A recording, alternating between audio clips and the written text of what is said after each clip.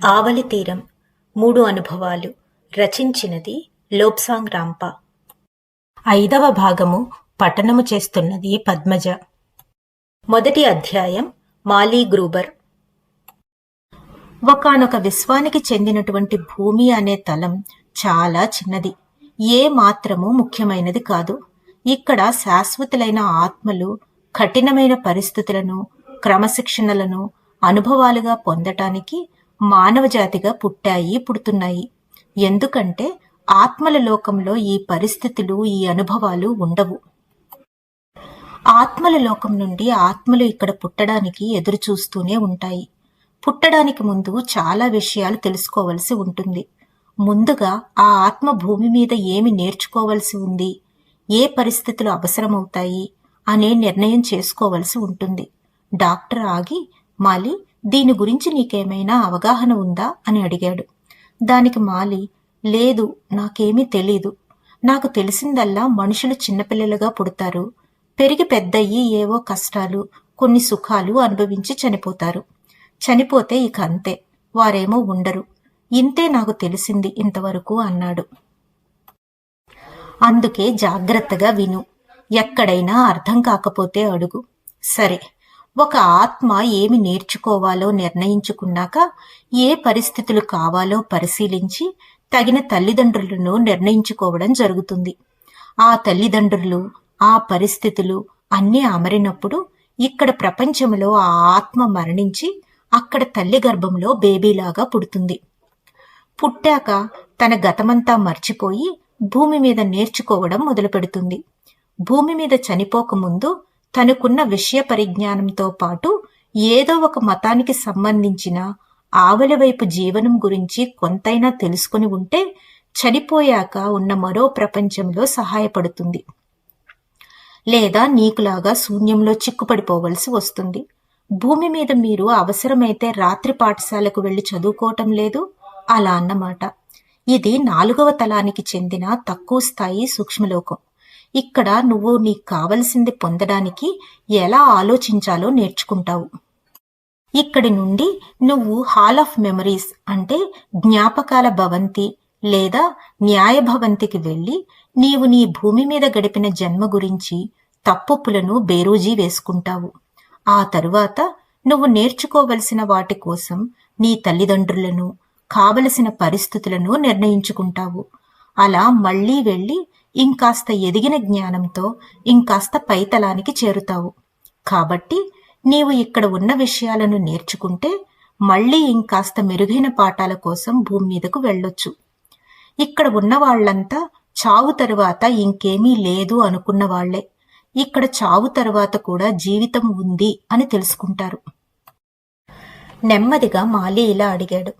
అయితే డాక్టర్ గారు, ఇక్కడ వాళ్ళు భూమి మీద వాళ్లతో మాట్లాడొచ్చా అని.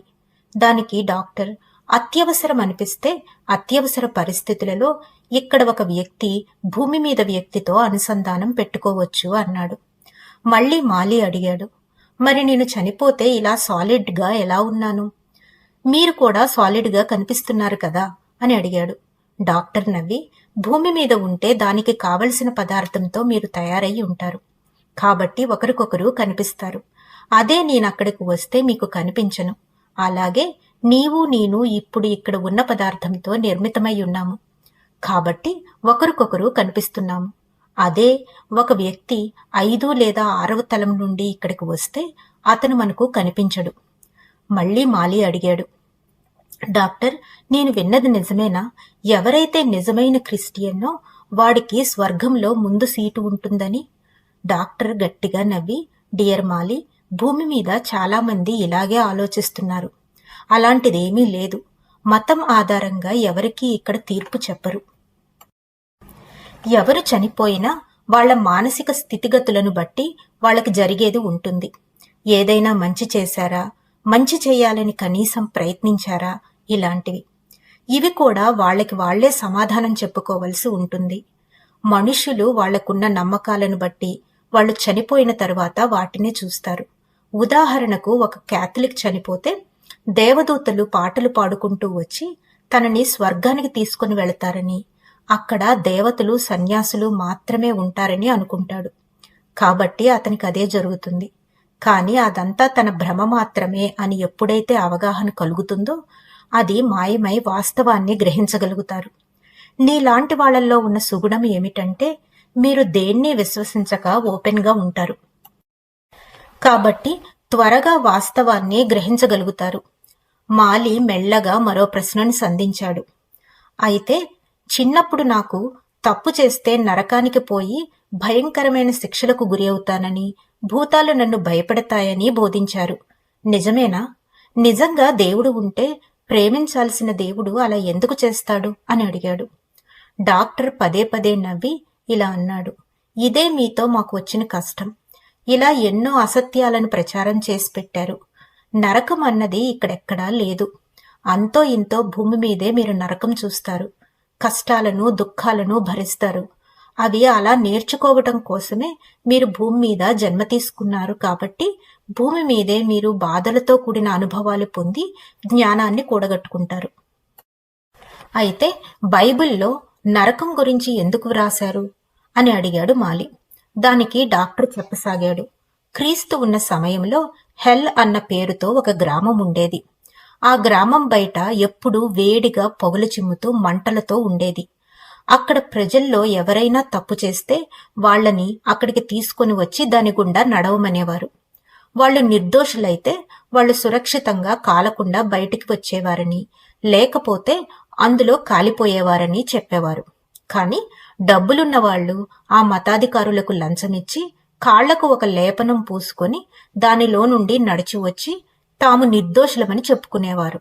అలా నరకం అన్నది ఏర్పాటు చేశారు. మాలి మళ్లీ ఇంకొక ప్రశ్న అడిగాడు. నేను ఇంకొకటి కూడా విన్నాను.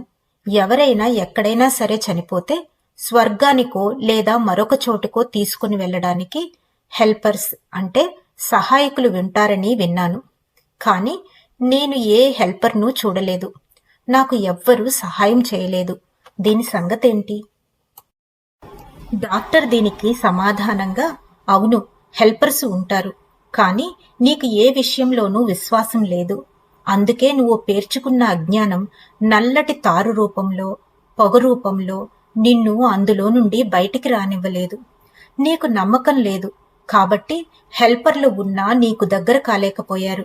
అలాగే చనిపోయిన వారి తాలూకు ప్రియతమలో, తల్లిదండ్రులో ఎవరో ఒకరు వచ్చి వీళ్లకు స్వాగతం చెప్పి తీసుకెళ్తారు.